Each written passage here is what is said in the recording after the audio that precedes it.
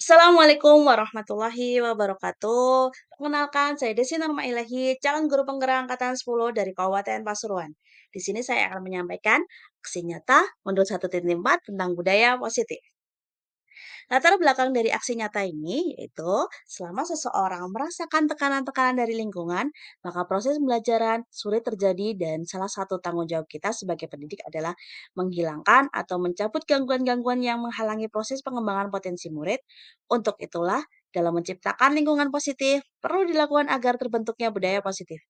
Budaya positif terwujud melalui lingkungan yang aman dan nyaman yang akan memberikan murid kesempatan dan kebebasan untuk berproses, belajar, membuat kesalahan, dan belajar lagi sehingga mampu menerima dan menyerap suatu pelajaran.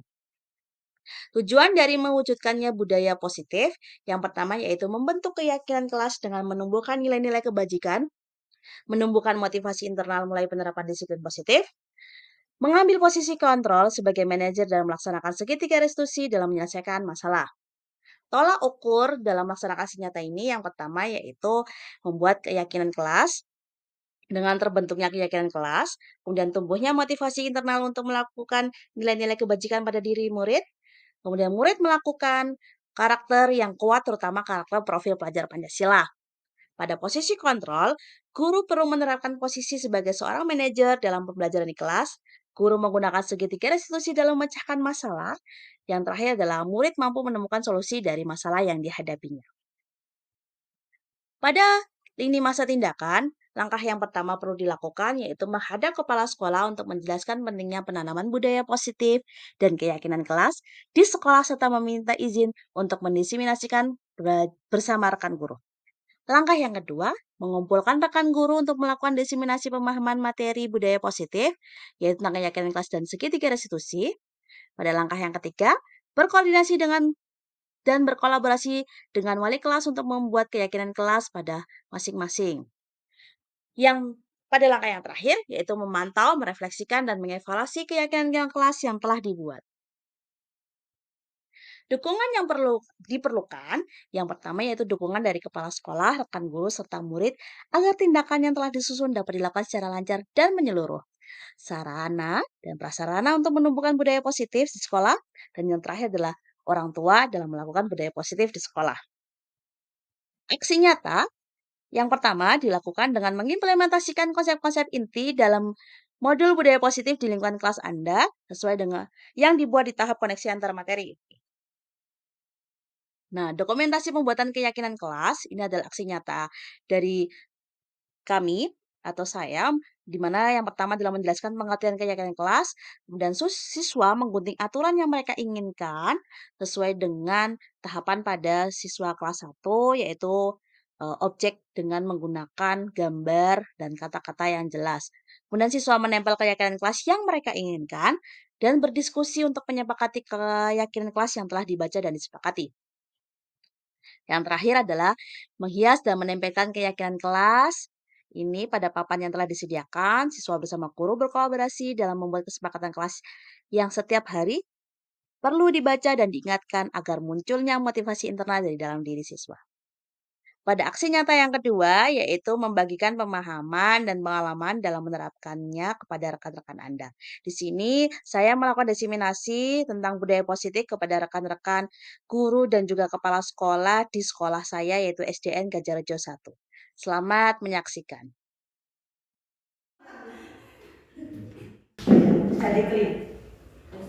Assalamualaikum warahmatullahi wabarakatuh. Yang terhormat Ibu Kepala PTSDN Gajarjo 1, Ibu Ati Wuryaningsih SPDSD, yang saya hormati Bapak Ibu Dewan Guru UPT Satuan Pendidikan SDN Gajarjo 1, dan yang saya hormati pula rekan kami Bu Desi Norma Ilahi SPD selaku CGP Angkatan 10 Program Pendidikan Guru Penggerak di Kabupaten Pasuruan. Alhamdulillah, puji syukur patut kita panjatkan kehadirat Ilahi Rabbi karena pada hari ini kita bisa bersama-sama berkumpul di komunitas belajar ini dalam rangka diseminasi rekan kita, Bu Desi, untuk materi budaya positif yang sudah beliau dapatkan selama mengikuti pendidikan guru penggerak ini. Salawat serta salam semoga tetap tercurahkan kepada junjungan kita Nabi besar Muhammad Sallallahu Alaihi Wasallam. Bapak Ibu yang berbahagia, langsung saja hari ini monggo kita simak dengan semangat, tentunya dengan sukacita karena hari ini kita dalam rangka untuk menerima ilmu baru yang akan disampaikan oleh rekan kita JGP Angkatan 10 Ibu Desi Nurmailahi. Untuk itu langsung saja saya serahkan kepada Ibu Desi selaku pemateri. Monggo. Ya, terima kasih untuk Bu Anita selaku moderator telah membuka acara pada kegiatan diseminasi pada hari ini. Langsung saja, sebelumnya saya perkenalan dulu ya. Saya di sini Desi Nurmailahi SPD selaku CGP Angkatan 10 dari Kabupaten Pasuruan. Di sini tentang budaya positif. Sebelum kita lanjut ke materi, kita ada pertanyaan pemantik terlebih dahulu. Silakan dilihat. Setuju atau tidak jawabannya. Pada nomor 1, hukuman itu dapat mendisiplinkan anak. Setuju apa tidak? Setuju. Oke, setuju satu orang. Setuju apa tidak? Oke, ada yang tidak setuju? Oke, tidak setuju. Kalau nomor 2, pemberian hukuman dengan hal positif seperti membaca atau membersihkan halaman sekolah dapat meningkatkan disiplin anak. Apakah setuju atau tidak? Tidak. Tidak. Oke, ada yang setuju, ada yang tidak lagi. Nomor 3, memberi penghargaan dapat meningkatkan motivasi belajar anak. Setuju atau tidak? Setuju. Oke, setuju. Banyak, ada yang setuju, ada yang tidak lagi. Oke, sebelum kita lanjutkan, ini adalah materi yang akan kita pelajari tentang hukuman, konsekuensi, dan restitusi yang akan mempengaruhi budaya positif pada sekolah kita. Oke. Gambarannya, budaya positif atau disiplin positif di sini adalah bagannya. Nanti kita akan belajar tentang makna disiplin, kemudian tujuan dari perilaku siswa sehingga munculkan teori motivasi, kemudian posisi kontrolnya guru, dan yang terakhir adalah 5 kebutuhan dasar manusia. Ya, sebelumnya, menurut Anda apakah disiplin itu? Ada yang tahu? Disiplin itu apa? Mematuhi peraturan. Oke, Bu Eka mengatakan mematuhi peraturan. Apalagi? Disiplin itu apa? Mas? Pas Bapak Ibu? Oke, kita lanjut pas. Disiplin itu berdasarkan bahasa Latin itu dari disiplina yang artinya belajar. Namun pada era sekarang disiplin itu berubah menjadi sesuatu yang dilakukan seorang pada orang lain untuk mendapatkan kepatuhan. Padahal artinya maknanya adalah belajar. Tapi semakin kesini semakin dipersempit bahwa disiplin itu adalah memahami kepatuhan. Sehingga disiplin itu dihubungkan dengan kata ketidaknyamanan. Yang nanti untuk menciptakan suatu hal yang mulia. Seperti itu benar kan? Misalnya. Lanjut lagi. Nah, di sini disiplin itu berhubungan dengan hukuman, benar? Terus konsekuensi, dan yang terakhir adalah restitusi. Di mana hukuman itu pasti biasanya menggunakan kalimat menghardik, mencela, kemudian biasanya hukumannya berupa fisik biasanya. Tapi ada juga yang misalnya memberikan kerjakan ini berapa soal. Nah, itu yang hukumannya terlalu berlebihan, itu adalah merupakan hukuman. Kemudian konsekuensi merupakan imbalan atau hasil kesepakatan yang telah dibuat sebelumnya terhadap sebuah kesalahan. Jadi kata-katanya bisa dilarang untuk rame. Nanti ketika rame anak-anak membuat apa atau melakukan apa. Nah, itu kan ada kata-kata negatif di sini. Kemudian yang terakhir adalah restitusi. Di sini menghargai sebuah kesalahan dengan memfasilitasi kesalahan dan meluruskannya dengan nilai-nilai kebajikan yang telah disepakati bersama atau yang disebut dengan keyakinan kelas, dan kemudian memberikan solusi bersama. Hubungannya apa dengan disiplin, hukuman, konsekuensi, dan restitusi? Sini. Sebelum kita lanjut, kita jawab pertanyaan dulu. Tindakan guru mencatat 100 kali dalam buku kalimat, saya tidak akan terlambat lagi kalau terlambat sekolah. Itu merupakan hukuman atau konsekuensi? Oke, hukuman yang pertama ya. Kemudian yang kedua, lari mengelilingi lapangan basket 2 kali karena terlambat hadir di sekolah. Hukuman. Murid diminta untuk push up 15 kali karena tidak menggunakan masker di sekolah. Hukuman apa sih? Ada yang bilang hukuman di konsekuensi ya. Nanti kita cek jawabannya. Kemudian yang keempat, mengganti kertas tugas teman yang telah dicoret-coret. Membersihkan tumpahan air di meja tulis karena tersenggol pada saat belajar. Konsekuensi. Murid disuruh untuk mengenakan sepatu seharian di sekolah karena tidak mengenakan sepatu hitam. Murid disuruh untuk maksudnya tidak mengenakan sepatu seharian, ya, karena tidak mengenakan sepatu hitam. Hukuman. Lari mengelilingi lapangan basket 2 kali karena terlambat 10 menit untuk pelajaran PJOK. Hukuman. Kita aja ya. Lebih banyak hukuman ya daripada konsekuensi tadi. Oke. Mencatat 100 kali itu merupakan hukuman. Kemudian mengelilingi lapangan hukuman. Push up juga hukuman fisik ya. Mengganti kertas teman yang dicoret-coret. Nah ini kan tidak ada kata-kata hardik. Jadi misalnya kan, saya sudah buku saya disobek, biasanya kan seperti anak-anak bertengkar kan akhirnya. Nah konsekuensinya berarti anak yang disobek tadi mengganti seperti itu. Kemudian yang membersihkan tumpahan air ini juga merupakan konsekuensi atau dari tindakan yang salah dia harus bertanggung jawab seperti itu biasanya. Kemudian yang murid disuruh untuk tidak mengenakan sepatu seharian. Dan yang terakhir ini adalah konsekuensi ternyata. Lari mengelilingi lapangan basket 2 kali karena terlambat 10 menit untuk pelajaran PJOK. PJOK kan hubungan dengan fisik. Jadi ketika ada berupa hukuman fisik, itu bukan hukuman tapi konsekuensi karena dia terlambat. Lanjut.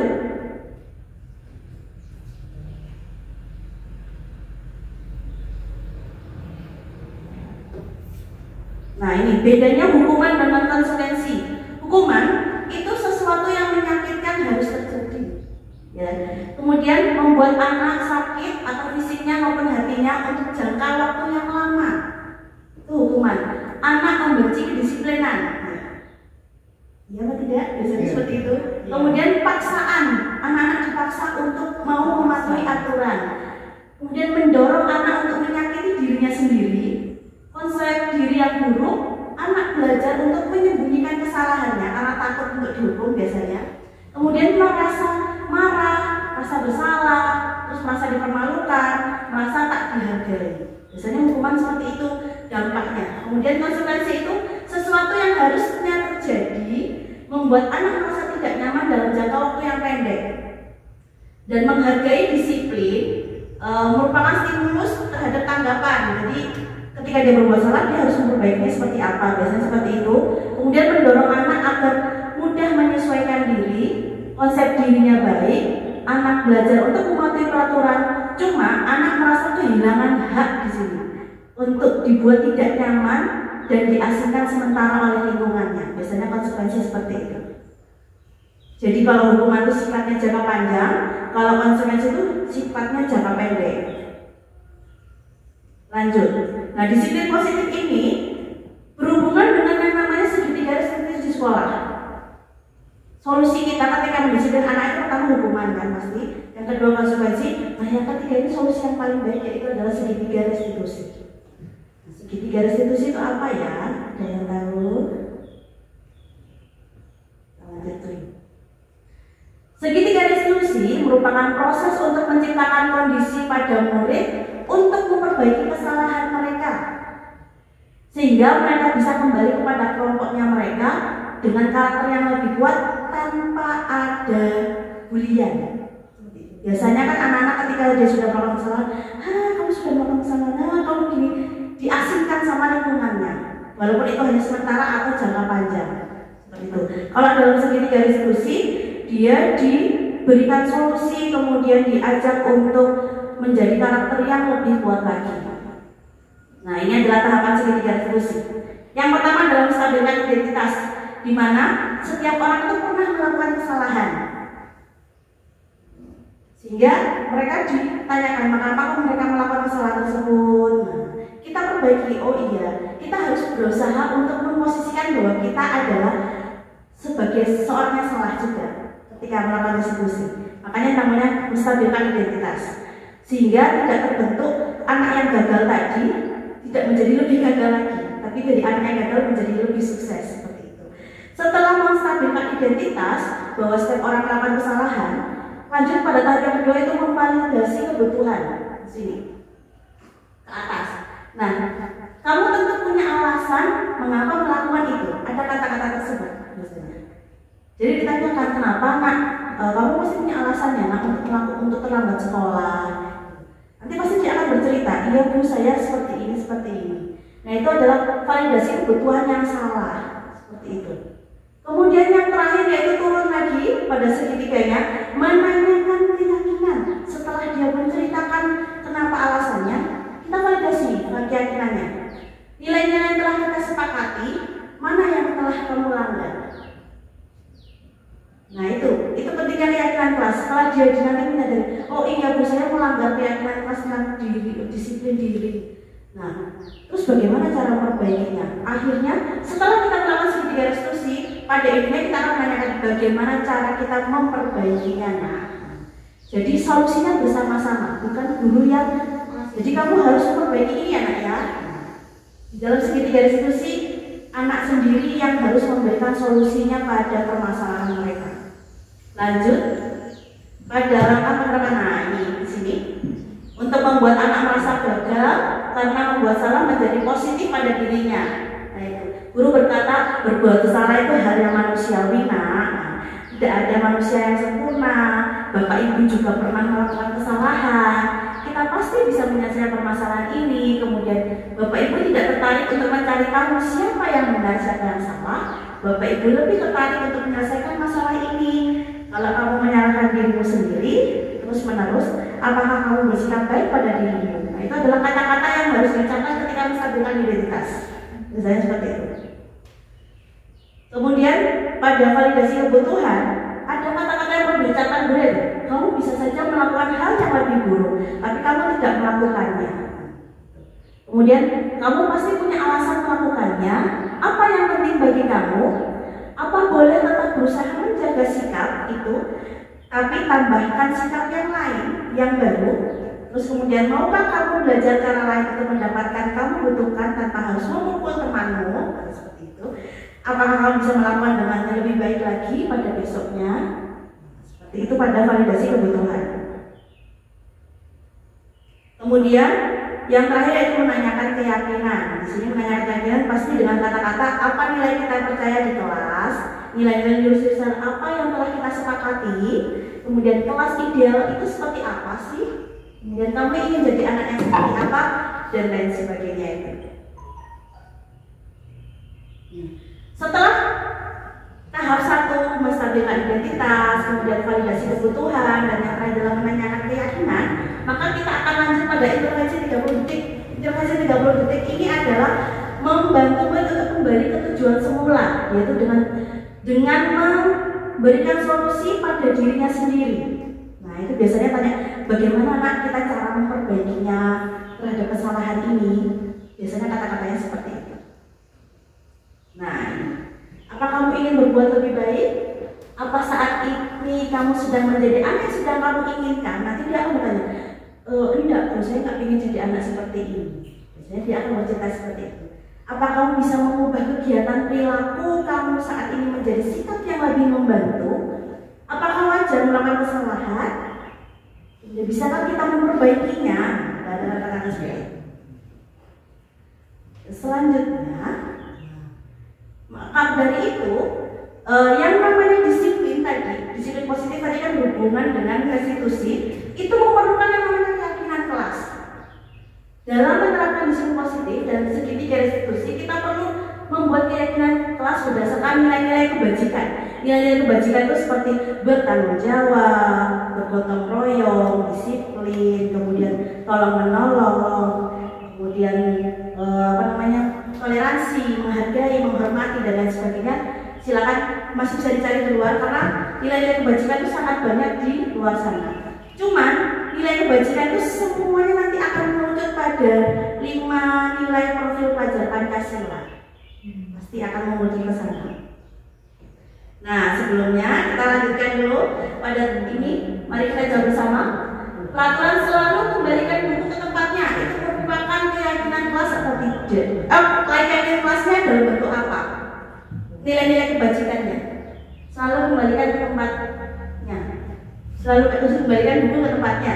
Itu merupakan nilai-nilai kebajikan dalam bentuk apa? Toleransi sikap, bertanggung jawabkan, menghargai, menghormati, ya bertanggung jawab ya. Kemudian dilarang mengganggu orang lain. Itu bentuk keyakinan kelasnya apa? Toleransi. Dilarang mengganggu orang lain. Menghormati, menghormati ya. Kemudian hadir di sekolah 15 menit sebelum pelajaran dimulai. Disiplin. Disiplin saja. Disiplin Tanggung jawab. Oke, kita akan cek ya. Dilarang melakukan kekerasan. Termasuk nilai kebajikan apa? Dilarang melakukan kekerasan. Karena kenapa?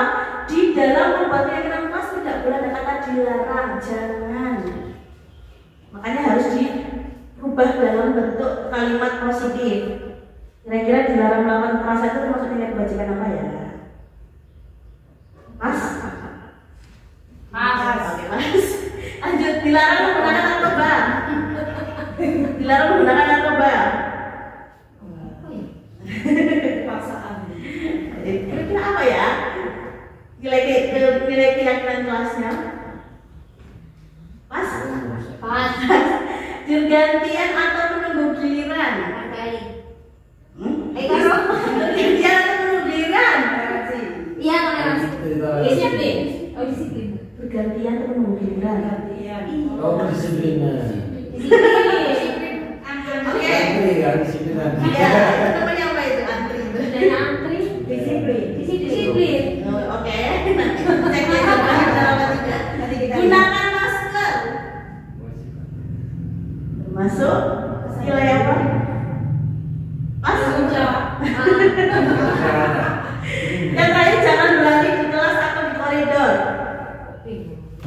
Nilainya apa? Di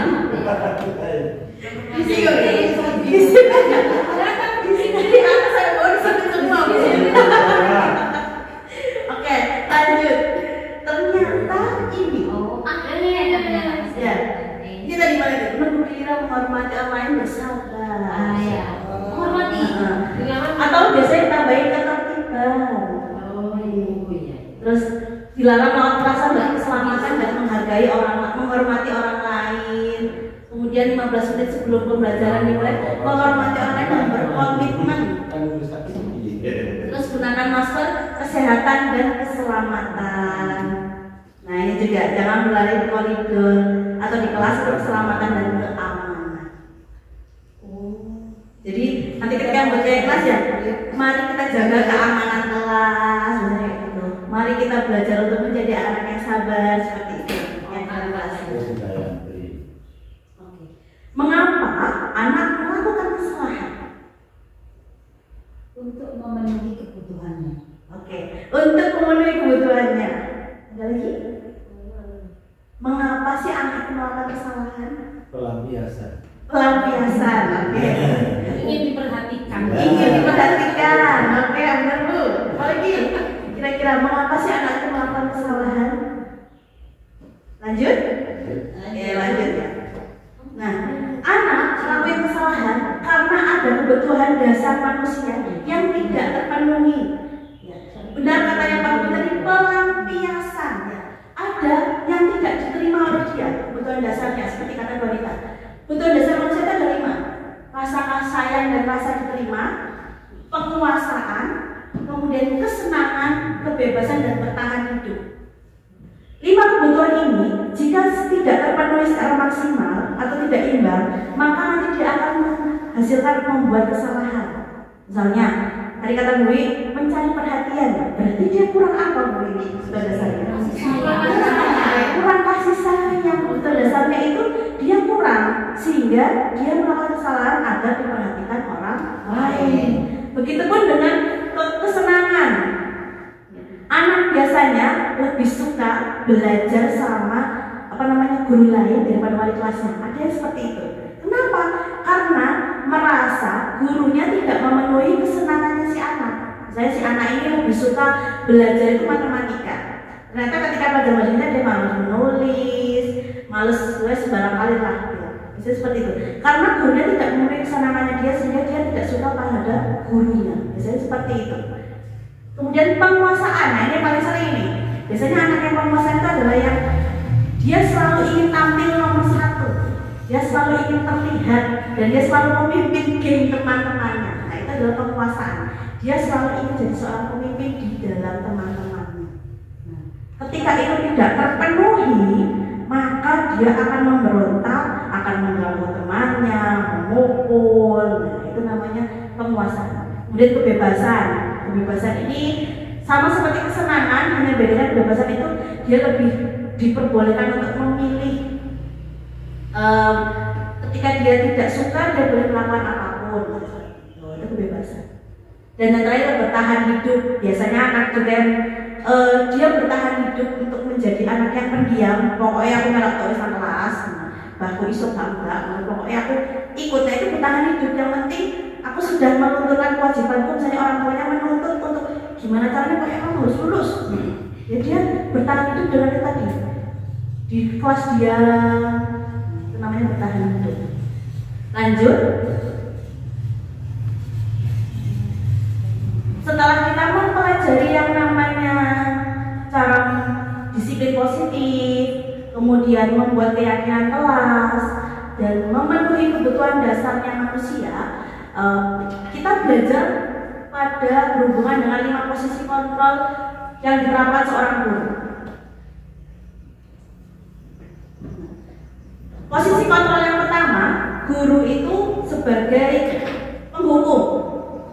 Sebagai penghukum di sini, posisi kontrol ini masih diterapkan oleh beberapa guru dengan anggapan hukuman itu mempercepat penyelesaian masalah tanpa memikirkan dampak buruk yang ditimbulkan. Seorang penghukum biasanya melontarkan pertanyaan-pertanyaan yang menyakiti, disertai gestur yang menunjuk-nunjuk menghardik, dan matanya melotot. Dampak posisi kontrol tersebut dapat menjadi pendendam, memberontak, dan menyalahkan orang lain. Dampak lebih buruknya, murid akan mengalami keterpurukan mental seperti lunturnya rasa percaya diri dan kesedihan yang berkelanjutan. Nah, pada posisi kontrol guru yang penghukum ini, itu bagaimana Bapak Ibu? Apakah pernah melakukannya? Kalau saya pernah, karena kata menghadi kamu itu gak mau kerjakan.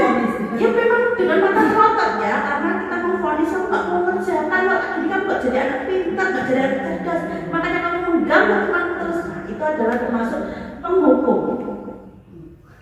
Penghukum, ya, menggunakan kata ini. Akhirnya si anak itu tidak sadar dengan kesalahannya, malah semakin menjadi biasanya. Dan mereka akan menyembunyikan kesalahannya karena takut dihukum tadi. Lanjut pada posisi yang ini, posisi pertama, kita langsung ke posisi yang kedua, yaitu pembuat rasa bersalah. Pada posisi ini, guru akan berkata lebih lembut, guru akan menciptakan keheningan yang membuat orang lain merasa tidak nyaman, rasa bersalah, bahkan rendah diri. Posisi kontrol tersebut berdampak pada penilaian diri yang buruk, murid akan merasa bersalah dan tidak berharga. Tidak seperti dampak posisi penghukum, murid dapat menumpahkan segala amarah meskipun dengan cara negatif. Murid di sini perasaannya tertekan seperti tiba-tiba meletus amarahnya sehingga dapat menyakiti diri bahkan orang lain. Oke, membuat rasa bersalah ini seperti ini contohnya. Ya Allah nak, kamu ini setiap hari datangnya terlambat. Kalau kayak gini Bu Desi nak dimarahi terus sama kepala sekolah, dikira Bu Desi tidak bisa mengatur kamu. Nah itu berasa bersalah, ya kan? Jadi guru melampiaskan amarahnya kepada si anak, ya, dengan membawa embel-embel tadi ya. Nanti Bu Guru dimarahi kepala sekolah. Nah, anak kan semakin double. Waduh, aku sudah terlambat, dimarahi Bu Guru, dan Bu Guruku nanti dimarahi kepala sekolah. Nah, itu adalah membuat rasa bersalah. Nah, ini juga saya merasa saya juga sering seperti ini ya. Karena lebih mudah ya Bu. Karena ini adalah hal yang lebih mudah seperti itu. membuat rasa bersalah, oh si anak itu akan sadar bahwa dia melakukan kesalahan. Tapi ternyata itu adalah hal buruk, bukan hal buruk ya, maksudnya akan menghasilkan lebih parah lagi, yaitu rasa rendah diri, sehingga dia malah tidak mau tampil, dia takut, dia khawatir, seperti itu. Kemudian yang ketiga, pada posisi kontrol yang ketiga yaitu teman. Pada posisi kontrol ini, guru tidak akan menyakiti murid, namun akan tetap berupaya mengontrol melalui persuasi. Guru akan bersikap akrab, berkata ramah, dengan gestur yang merapat pada murid dan tersenyum jenaka. Dampak posisi kontrol ini dapat positif dan negatif. Positifnya dapat menjalin hubungan baik antara guru dan murid, sedangkan negatifnya akan muncul rasa ketergantungan murid terhadap guru. Di samping itu, murid akan merasa dikecewakan apabila suatu saat guru tidak dapat membantunya. Hal ini dapat ditimbul, yakni murid akan berlaku baik hanya kepada guru itu saja dan akan berlaku semaunya pada guru lain. Nah ini kalau posisi kontrolnya sebagai teman, biasanya seperti ini. Saya contohkan sebenarnya yang saya Nasrul, kamu hari ini kenapa tidak masuk lagi sekolah, terlambat sekolah? Iya Bu, saya bangunnya kesiangan lagi. Wah, ya sudah nak, kembali duduk ya, dikerjakan tugasnya. Itu seperti itu posisi teman. Dan kalian jangan diulangi ya. Itu posisi teman. Tapi karena kita merasa dia teman, dia akan merasa terus dimaafkan oleh Bu Desi. Ketika nanti dia kena guru lain, dia akan merasa ketika guru lain melakukan posisi kontrol yang ketiga, yang kedua tadi ya, rasa bersalah, dia akan tidak suka. Dia akan merasa membanding-bandingkan, aku enak sama Bu Desi, misalnya seperti itu. Itu negatifnya dari posisi teman. Nah, kemudian lanjut pada posisi yang keempat, pemantau atau posisi pengawas. Di sini, ketika mengawasi, guru bertanggung jawab atas perilaku murid-murid yang diawasi. Posisi pemantau berdasarkan peraturan-peraturan dan konsekuensi dengan menggunakan sanksi dan konsekuensi. Guru dapat memisahkan hubungan pribadi dengan murid. Posisi tersebut berawal dari teori stimulus respon yang menunjukkan tanggung jawab guru untuk mengontrol muridnya. Seorang pemantau sangat mengandalkan perhitungan, catatan, dan data yang dapat digunakan sebagai bukti atas perilaku seseorang. Akibat dari proses kontrol ini, murid memahami sanksi yang harus dijalankan karena telah melanggar salah satu tata tertib peraturan sekolah. Nah, posisi pemantau ini atau pengawas sebenarnya posisi yang bagus, hanya saja masih mengalami yang namanya sedikit negatif. Hasilnya, anak itu tidak menerima positifnya dari adanya aturan. Misalnya datang tepat waktu pukul 7, ternyata anak-anak datangnya 7:10, 7:30 menit. Ketika memantau, dia akan bertanya, oke Nasrul, kenapa hari ini terlambat? Hari kesiangan lagi Bu. Sudah tahu jadwal kita setiap hari itu masuknya jam berapa? Jam 7 Bu. Berarti kamu terlambat berapa menit? 30 menit. Kamu sudah tahu konsekuensinya ketika terlambat? Sudah tahu Bu. Berarti kamu harus apa? Tidak masuk kelas Bu dan mengerjakan tugas di luar kelas. Oke, silakan dilaksanakan. Itu adalah posisi pemantau. Ya. Jadi lebih mengisikan rasa kasih sayangnya terhadap murid. Jadi dia tahu seperti atasan dan bawahan seperti itu. Jadi dia melihat aturan-aturan dan catatan sepanjang perjalanannya murid tadi. Itu adalah posisi pemantau. Nah ini juga negatifnya si anak itu menerimanya, waduh, aku terlambat nanti aku pasti sanksiku adalah ini. Jadi yang diingat itu sanksinya, bukan nilai kebajikannya bahwa kita harus datang tepat waktu. Seperti itu negatifnya kalau dari pemantau. Atau mungkin, waduh aku gak kerja PR itu pasti aku ambil wanita bahwa harus soal mana. Nah seperti itu adalah pemantau. Nah itu adalah pemantau, posisi pemantau. Negatifnya di sana. Jadi nilainya yang tertanam itu adalah sanksi. Lanjut pada yang terakhir, posisi kontrol paling tinggi yaitu adalah manajer. Posisi ini di mana guru melakukan suatu bersama murid, mempersilahkan murid untuk mempertanggungjawabkan perilakunya, mendukung murid agar dapat menemukan solusi atas permasalahannya sendiri. Pada posisi ini, murid diajak untuk menganalisis kebutuhannya sendiri maupun kebutuhan orang lain. Di sini penekanan bukan pada kemampuan membuat konsekuensi, namun bagaimana dapat berkolaborasi dengan murid dalam memperbaiki kesalahan yang telah dilakukan. Dengan memposisikan diri sebagai manajer akan berdampak negatif pada penguatan watak karakter murid. Nah, di sini posisi manajer, biasanya kita mendengar posisi kata-kata manajer itu adalah kepala sekolah, pimpinan, gitu. Ternyata guru itu juga bisa bergelar manajer. Manajer dalam apa? Pemimpin pembelajaran. Ya. Perlu digarisbawahi. Ya. Bahwa guru itu adalah pemimpin dalam pembelajaran di kelasnya masing-masing. Nah, maka itu guru perlu mengatur, berkolaborasi bersama teman-teman, bersama muridnya untuk membentuk tadi keyakinan kelas dulu. Setelah nanti keyakinan kelas mereka tanamkan, maka mereka nanti akan memahami, oh ternyata keyakinan yang pernah kita buat ini. Ketika mereka melanggar, mereka nanti akan dipanggil tersendiri dan melakukan restitusi tadi. Setelah melakukan restitusi, mereka akan menemukan solusi perbaikannya. Apabila tidak ada perubahan, ya terus kita restitusi sampai mereka melakukan perubahan. Kalau memang tidak ada perubahan yang dibuat, maka kita kembalikan kepada murid.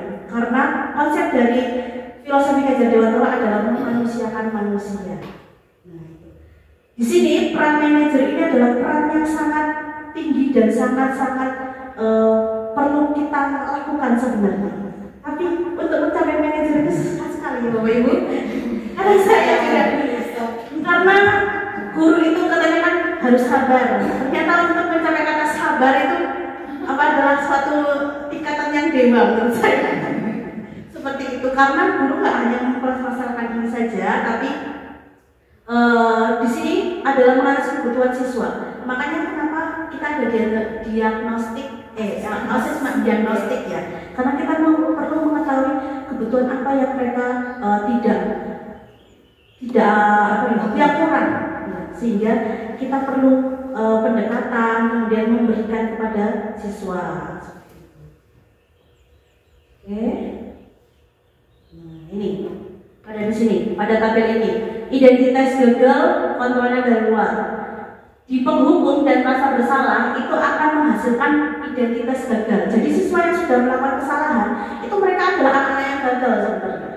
Ketika kita masuk dalam posisi membuat rasa bersalah dan menghukum, dia akan semakin gagal lagi. Terus dia melakukan kesalahan lagi, ya gagal terus seperti itu akhirnya. Mereka tidak akan berkembang. Nah, kemudian dengan kata-katanya, kamu itu tidak melakukan, awas ya kamu melakukan lagi. Nah, ada kata-kata gitu biasanya. Biasa. Ya, itu sudah biasa gitu. Oh ya, saya. Kemudian pada buat rasa bersalah, seharusnya kamu tuh sudah tahu, ibu capek masih ngebahas. Nah, itu adalah buat rasa bersalah. Saya juga baru sadar setelah belajar ini ya Bapak Ibu. Kemudian hasilnya anak itu memberontak dan menyalahkan orang lain. Biasanya dia akan, enggak bu, saya itu enggak ini bu, yang itu ada alasannya agar dia terhindar dari kata hukuman. Nah kalau yang berasa bersalah sama, dia akan menyembunyikan dan menyangkal dengan berbohong biasanya, dan dia akan beralasan dengan kata-kata yang lain. Kemudian sama-sama menghasilkan hukuman, maksudnya menghasilkan identitas gagal. Nah, di teman dan memantau itu sebenarnya menghasilkan identitas berhasil dan sukses, tapi dari luar. Maksudnya motivasi dirinya itu dari luar. Jadi ketika mereka tidak punya guru yang sepemikiran sama dia, ya dia tidak semangat. Jadi dia terus malas-malasan datang ke sekolah, terus alasannya misalnya seperti itu. Ketika dia tidak berhasil mendapatkan motivasi dari luar atau dari gurunya. Nah kayak ini kata-katanya kok teman, ayolah nak, datang ini dia tidak dimarahin sama kepala sekolah ya, please nah, seperti itu. Itu adalah teman. Terus kemudian kalau pemantau tadi apa peraturan yang kelas, jadi kita harus seperti apa? Kemudian yang terakhir pada posisi manajer, nah di sini adalah yang paling baik tadi ya. Dia itu menghasilkan identitas berhasil dengan kontrol diri. Jadi muncul dari intrinsiknya anak-anak itu sendiri. Jadi anak-anak itu tanpa nanti perlu latihan nih.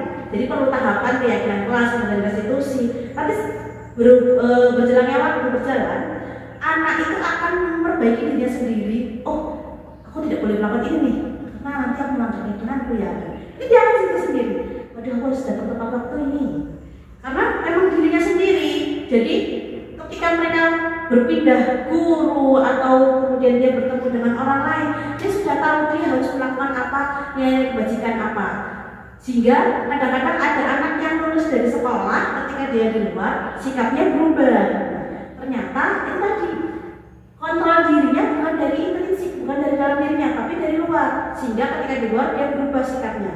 Ketika kontrolnya dirinya dari dalam dirinya mereka sendiri, mereka akan menjadi anak yang baik dimanapun mereka berada.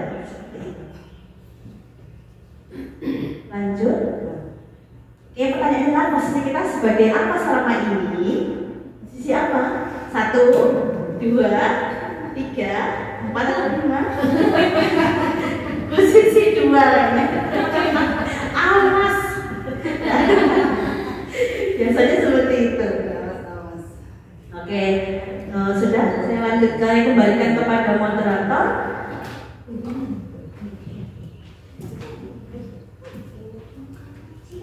Terima kasih Ibu Desi, sungguh luar biasa gitu Bapak Ibu. Tepuk tangan dulu untuk teman kita Bu Desi.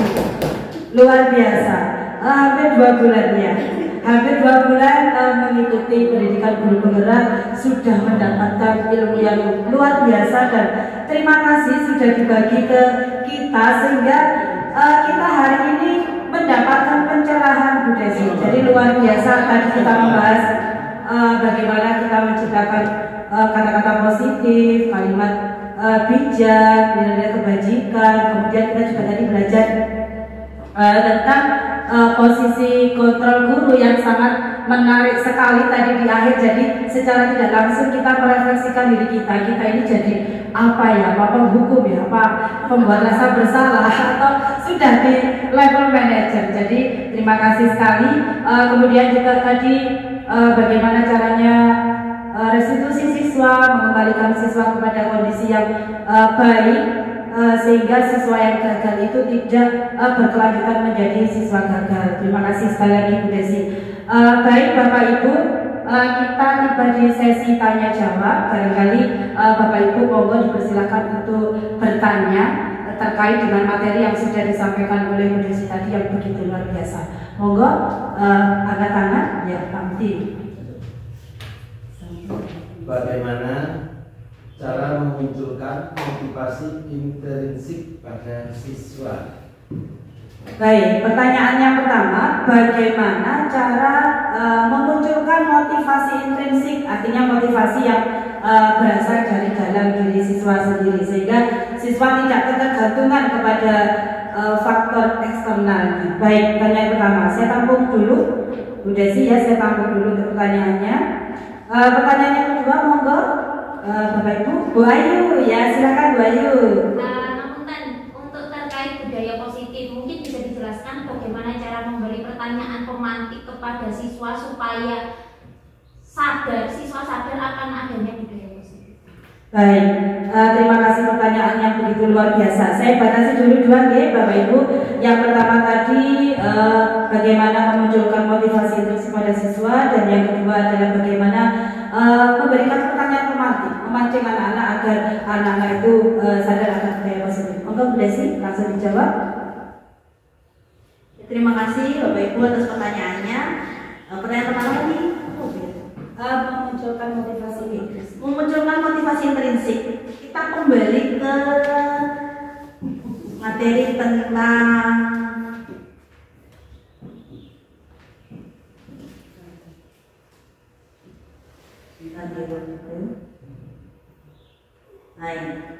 kita kembali kepada ini, memunculkan motivasi intrinsik, kembali kepada posisi kita sebagai apa dulu di kelas. Ketika kita posisinya sebagai teman, maka motivasi intrinsik itu akan sedikit, bukan berarti tidak mungkin, tapi akan sedikit muncul dari siswa. Ketika kita posisinya pada level manager, maka posisi itu akan memunculkan intrinsik Nah, posisi manajer itu dengan apa? Dengan tadi kita melakukan restitusi, memberikan keyakinan kelas dulu. Kita memberikan keyakinan kelas. Mungkin kalau di kelas rendah itu agak sulit ya. Kalau seperti saya, ketika menerapkan keyakinan kelas di kelas 1, itu tidak bisa keyakinan kelas apa yang akan kita percaya, kita yakini, nah gitu. Mereka nggak paham nilai kewajiban itu apa, nggak mungkin. Jadi perlu kita berikan stimulus dengan gambar-gambar bertanggung jawab, kemudian gambar seperti membuang sampah pada tempatnya. Nanti anak-anak akan menempel, saya suka ini Bu, saya suka peraturan yang ini Bu, saya suka aturan yang ini. Nah, dari semua itu kita kumpulkan. Oh, berarti yang paling banyak itu anak-anak seperti ini keyakinan kelasnya. Setelah itu diyakini, oke, kita sepakati. Makanya keyakinan kelas itu dibuat dulu, kemudian dikembalikan lagi, ditempel, dikembalikan. Sudah kita sepakati, nah apa yang perlu kita perbaiki dari keyakinan kelas yang sudah anak-anak buat. Ketika anak-anak merasa, oh enggak Bu, saya enggak mau itu Bu, datang tepat waktu itu saya enggak mau Bu, saya maunya datang 10 menit setelahnya jam 7 misalnya seperti itu, karena saya sering terlambat misalnya seperti itu. Kita kembalikan ke teman-temannya, bagaimana teman-teman, sarannya dari temanmu apakah bisa diterima atau mungkin ada saran yang lain, ternyata teman-temannya diterima, maka kita akan perbaiki keyakinan kelas yang sudah ditempel. Setelah selesai, dirangkum, kemudian ditempel di kelas. Jika anak-anak sudah disepakati ditempel kelas, setiap hari diulang. Oke, anak-anak selamat pagi, sehat, kita salam, kemudian keyakinan kelas kita hari ini apa ya? Terus misalnya anak-anak lupa, coba kita lihat tempelan di sepedanding ya, dibaca. Oh, datang tepat waktu. Ini setiap hari harus diulang-ulang dibaca. Nanti lama-lama dia akan tertanam hafalan, minimal hafal dulu. Nanti setelah hafal, dia akan tertanam. Nah, ketika si anak itu melakukan kesalahan, misalnya memukul temannya, padahal sudah ada keyakinan kita harus menjaga keamanan kelas, misalnya seperti itu. Jadi dia dipanggil, Mas, tadi Bu Desi mendengar kalau sampean tadi memukul temanmu. Nanti dia akan menjawab, iya Bu. Kalau dia tidak jujur, ya pancing terus sampai dia menjawab jujur. Karena apalagi anak kecil ya, karena mereka suka berbohong biasanya. Mereka itu enggak Bu, saya tidak mukul. Cuma gini loh Bu. Cuma gini biasanya. Cuma gini. Oh, gininya gimana Mas? Gini, keras enggak? Ya agak keras paling Bu. Nah, itu kan nanti dia akan validasi kesalahannya mereka. Setelah itu baru kita restitusi, kita tanya, oh iya Mas ya, berarti sampai kenapa sih melakukan kesalahan itu? Dia akan menjelaskan, lah saya waktu bukunya mau dicontek ya, saya pukul, saya nggak boleh. Misalnya dia menjawab seperti itu, berarti oh iya sih kalau Bu Desi di posisinya sampean, Bu Desi juga akan melakukan seperti itu ya Mbak ya. Wajar sih Mbak ya kalau sampean mau memukul temannya, karena temannya nggak mau dikasih tahu kalau sampean tidak mau memberikan contekannya. Iya Bu, nah gitu. Dilanjutkan lagi bertanya dengan Mbak, apakah yang sampean lakukan itu sudah baik sesuai dengan keyakinan kelas kita? Mereka kan berpikir, baik nggak ya? Ya belum baik Bu. Terus keyakinan kelas mana yang akan dilanggar, yang telah dilanggar? Nah, mereka kalau misalnya lupa dari kelas 1 ya, lihatkan di keyakinan kelasnya. Mana Mbak? Yang mana? Nanti dia akan memilih yang ini Bu. Oh, baru dijelaskan lagi. Kira-kira sampean menjadi anak yang baik nggak dengan melanggar keyakinan kelas sampean? Tidak Bu. Terus bagaimana ya cara memperbaikinya? Mereka akan mencari solusinya untuk dirinya sendiri. Ketika mereka nggak bisa, pancing terus saja. Gitu. Nah, misalnya gini, coba ceritakan saya gini Mbak, sampean berbuat ini, sampean menjadi anak yang apa ya? Anak yang buruk Bu. Terus kalau menjadi anak yang baik gimana? Itu dia akan menjawab sendiri. Nah, itu restitusi. Setelah restitusi, maka nanti lama-kelamaan akan muncul motivasi intrinsik untuk anak tersebut untuk melakukan perbaikan. Seperti itu biasanya. Cuma ya tadi Pak, butuh proses. Jadi tidak sekali restitusi tiba-tiba berubah ya. Ini bukan forensic soalnya. Memang butuh proses gitu.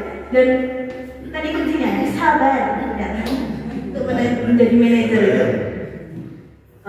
Itu kemudian pada pertanyaan yang kedua ya, saya lanjut. Oh bagaimana Pak? Sudah apa?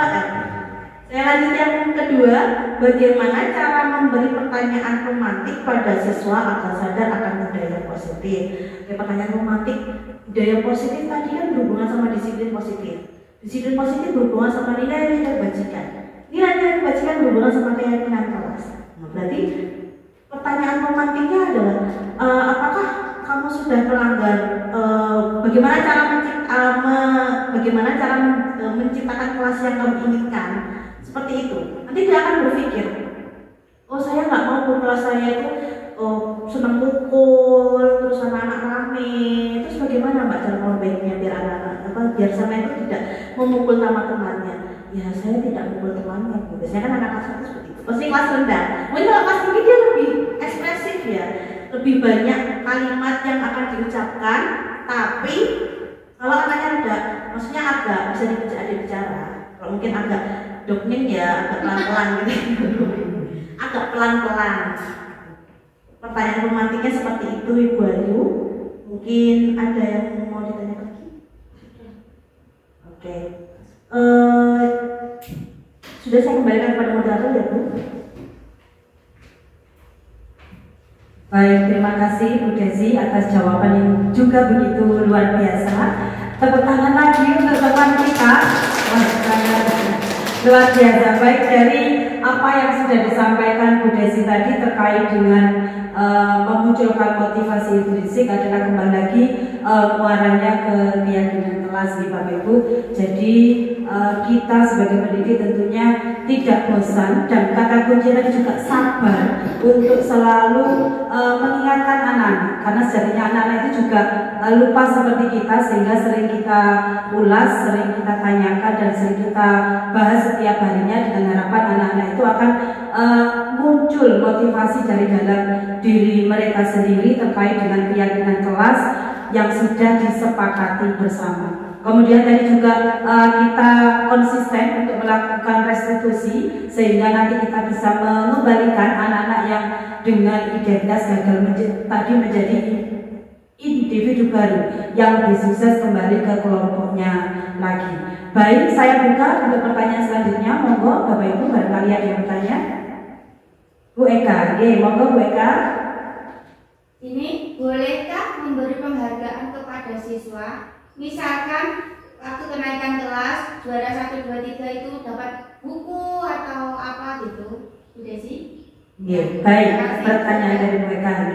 Terima kasih Bu Eka atas pertanyaan luar biasanya. Apakah boleh Bu Desi selaku narasumber untuk kita sebagai guru terutama awal kelas memberikan penghargaan kepada anak dalam rangka mungkin contohnya kenaikan kelas, kita memberi apresiasi untuk juara 1, juara 2, 3 dan seterusnya, itu apakah diperbolehkan? Terima kasih Bu atas pertanyaannya. Ini pertanyaan yang sebenarnya cukup sulit menurut saya, karena kita sudah terbiasa melakukan pemberian penghargaan kepada anak. Cuman setelah saya melalui materi ini, bahwa ternyata penghargaan itu adalah berupa hukuman positif. Jadi penghargaan itu sama dengan hukuman positif. Ketika kita memberikan penghargaan kepada beberapa anak saja, bukan kepada seluruhan. Misalnya murid kita ada 20, yang diberikan hanya 1 sampai 3 orang saja, maka itu seperti kita memberi hukuman kepada yang lainnya, kepada 17 anak yang lainnya. Kenapa? Menciptakan lingkungan yang negatif, anak-anak menjadi rendah diri, kemudian membenci temannya yang dapat penghargaan, terus menyalahkan dirinya sendiri. Akhirnya tidak semangat kan? Percuma aku belajar, ya Pak atau juara siji. Biasanya kayak gitu. Dalam hatinya mereka seperti itu. Karena anak-anak sering terhitung. Ketika kita main juga, siapa yang cepat dia akan dapat apel gitu misalnya, dapat apel ya dari bu guru ya, nanti dapat permen. Misalnya seperti itu. Kalau yang siapa yang nanti cepat mengerjakan matematika nanti dapat permen dari bu guru. Ketika sudah dapat 1, 2, 3, maka yang belakang akan jawab, "Alah, aku digarap, aku gak tau apa-apa." Pasti akan muncul kata-kata seperti itu. Berarti nanti akan munculkan lagi identitas gagal pada diri mereka.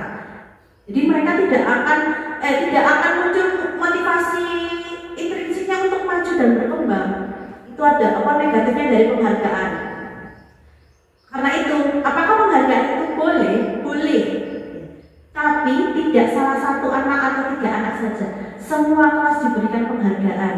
Jadi misalnya yang satu diberikan penghargaan siswa terbaik, kemudian satunya siswa yang paling pandai bercerita, terus yang satunya siswa yang pandai pada matematika, pandai berhitung, terus kemudian yang ini siswa yang pandai dalam misalnya olahraga. Jadi satu-satu itu dia mempunyai, oh ternyata aku bakat di sini. Nah itulah tugasnya guru tadi sebagai manajer. Dia yang paling tahu terhadap siswanya di dalam kelas. Jadi makanya kenapa ketika mereka naik kelas, guru yang baru akan menanyakan bagaimana karakter dari setiap anak ini. Nah ini kan akan bekal, ya, akan disampaikan terus. Nanti akan dilanjutkan. Ya, jadi si A, B, C sampai Z ini 20 anak tadi sudah dapat informasi nih guru yang baru. Dia akan melanjutkan apa yang telah diajarkan kelas sebelumnya. Ilmunya, biar tadi motivasinya tadi yang cuma setengah itu terus naik tarafnya. Kalau putus sampai di tengah jalan, akhirnya nanti anak tersebut ya kembali lagi ke nol akhirnya. Makanya itu tadi penghargaan itu sebenarnya baik, tapi ternyata dampaknya di luar sana itu sangat buruk. Apalagi yang berpenghargaan ya, biasanya ada muncul tadi kebutuhan dasarnya manusia tadi di penguasaan. Dia akan muncul rasa sombong. Jadi dia merasa, aku loh anak pintar, kamu anak apa? Nah, gitu biasanya. Kamu bisa apa? Gitu. Ada dia. Oh, kebutuhan dasar.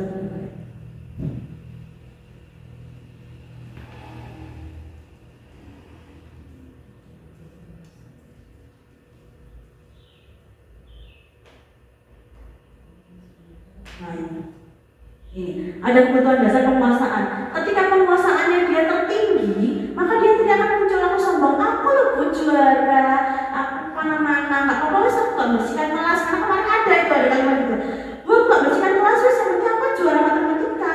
Nah, jadi kalau kita kan gurunya, berarti tadi penguasaannya terlalu tinggi. Karena sebuah penghargaan tadi menciptakan anak yang sombong, anak yang tulas, seperti itu. Jadi lebih baik memberikan penghargaan kepada semuanya dan itu disaksikan oleh semuanya. Jadi nanti ketika di kenaikan kelas ya Bu, mungkin nanti diberikan satu-satu. Kalau punya dalam bentuk sertifikat ya satu-satu. Kalau mau diberikan hadiah ya semua satu orang yang diberikan hadiah. Jadi jangan cuma yang juara 1 dapat 3, juara 2 dapat 2. Jadi semua untuk kelas dapat satu-satu. Kalau jumlah bukunya 20. Dibungkus dengan cantik, diberikan satu-satu seperti itu. Dan ketika nanti ada rankingan juga tidak perlu disampaikan ke forum atau walaupun ketika rapat ya disampaikan walaupun individu, tapi kan yang lain mendengar biasanya. Lebih baik nanti yang tanya nilainya anaknya dapat berapa dan di urutan berapa, silakan jawab saya saja. Seperti itu lebih baik. Jadi yang lain tidak merasa bahwa dia tersisihkan oleh gurunya, gurunya terpilih-pilih seperti itu. Gimana Bu Eka? Iya, terima kasih. Oke, Bu. Nyambung sedikit Bu, misalnya kalau bentuk sertifikat atau penghargaan ya kita buat rata, misalnya semua dapat. Apa harus penghargaan atau sertifikatnya itu ke ini Bu, bidang prestasinya? Kalau misalnya dari segi sikap gitu boleh nggak? Misalnya ini anak yang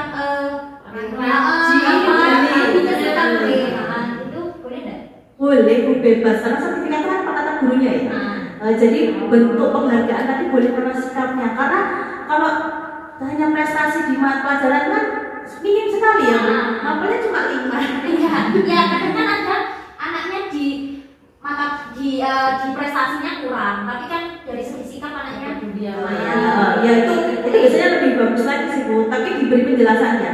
Misalnya Nasrul memiliki anak yang peduli terhadap temannya, dijelaskan tindakannya diceritakan. Jadi maksudnya ada lampiran cerita kenapa dia jadi anak peduli. Jadi ketika dia baca atau orang tua yang membaca, dia merasa bangga terhadap anaknya.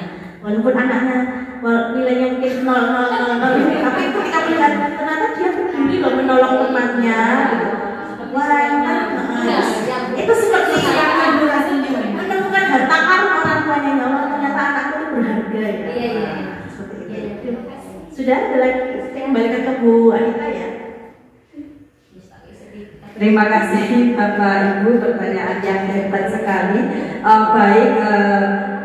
Menyimpulkan apa tadi yang sudah disampaikan Bu Desi, bahwa ternyata pemberian penghargaan itu secara tidak langsung kita memberi hukuman di Bapak Ibu secara positif kepada anak, dan tentunya yang namanya hukuman apapun itu bentuknya tentunya akan membawa efek yang panjang ya ke siswa. Dan sekali lagi dari apa yang sudah disampaikan Bu Desi tadi, saya menarik kata kunci bahwa murid kita itu adalah pribadi yang unik dan berbeda. Jadi kita tidak bisa menyamaratakan penilaian dari satu sisi saja. Tadi terkait dengan juara 1, 2, 3, yang lain pun juga pastinya berprestasi dalam bidang lain. Dan kita sebagai guru tentunya tidak hanya memberikan penghargaan dalam hal kognitif saja. Yang utama karakter. Jadi sepandai apapun anak kita, kalau karakternya kurang itu juga tidak baik. Tapi kalau anak kita kognitifnya sudah bagus, diimbangi dengan karakter yang baik, itu sesuatu yang baik untuk kelanjutan si peserta didik tadi itu. Baik Bu Desi, jadi sangat banyak sekali pencerahan yang kita dapatkan hari ini. Bapak Ibu sepakat dengan apa yang saya rasakan juga?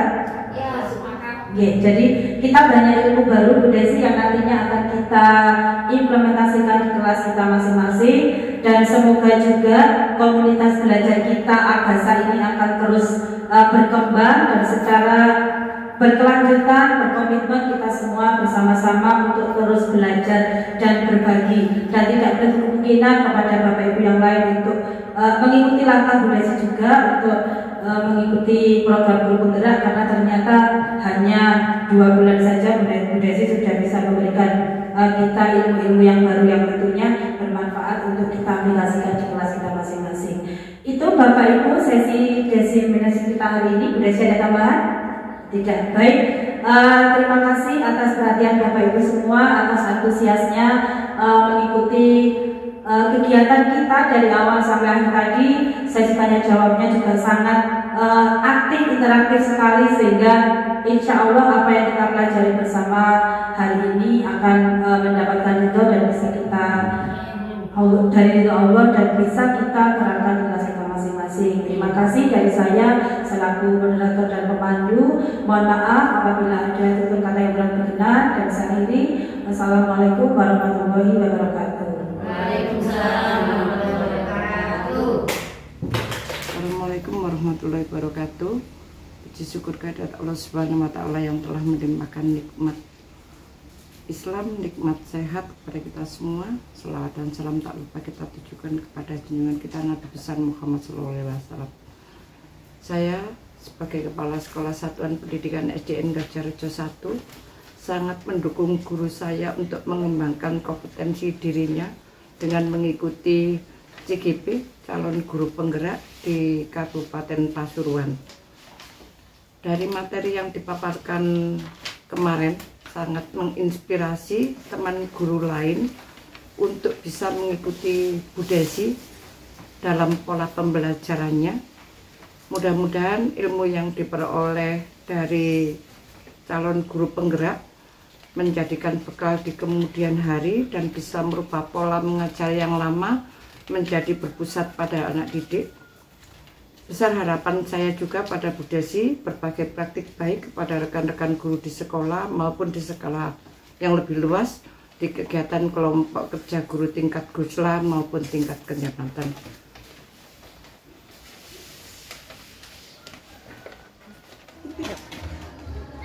Assalamualaikum warahmatullahi wabarakatuh. Perkenalkan, saya Ibu Anita Octavia, guru kelas 5 di Satuan Pendidikan SDN Gajahrejo 1, Kecamatan Purwodadi. Baik, saya akan menyampaikan testimoni saya terkait kegiatan diseminasi yang telah dilakukan oleh rekan saya, Ibu Desi Nurma Ilahi SPD, selaku CGP Angkatan 10 Kabupaten Pasuruan, Provinsi Jawa Timur. Terkait kegiatan diseminasi kemarin yang dilakukan di hari Jumat, kami sangat senang sekali karena kami benar-benar beliaunya memberi pemahaman kepada kami bagaimana menerapkan budaya positif di sekolah kami, dan tentunya apa yang sudah Bu Desi pelajari pada program pendidikan guru penggerak terlihat sudah banyak sekali perubahan yang terdapat di Bu Desi, terutama di kualitas pembelajarannya. Semangat terus Bu Desi berkarya dan belajar serta saling berbagi dengan kita semua warga sekolah, tentunya untuk memajukan juga komunitas belajar SDN Gajah Harjo 1 Kecamatan Purwodadi. Terima kasih. Nama saya Shirley Fabiola Putri, kadang juga dipanggil Shirley, dan saya akan menyampaikan